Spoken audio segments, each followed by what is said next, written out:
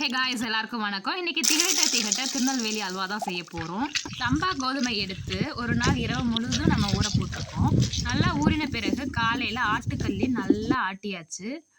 ஆட்டி எடுத்ததை நம்ம ஒரு வெள்ளை துணியில் போட்டு நல்லா பிழிஞ்சு எடுத்துக்க போகிறோம். பாருங்கள், நல்லா ஒயிட்டாக கோதுமை பால் ரொம்பவே பியூராக இருக்குது. பாருங்கள், நல்லா திக்காகவும் இருக்குது. இரும்பு கடாயில் நம்ம இதை ஊற்றி நல்லா கிண்ட போகிறோங்க. நெய் விட்டுக்கலாம், இடையிடையே நெய் விட்டுக்கணும். வாசனைக்காக ஏலக்காய் பவுடர் சேர்த்துக்கிறோம்.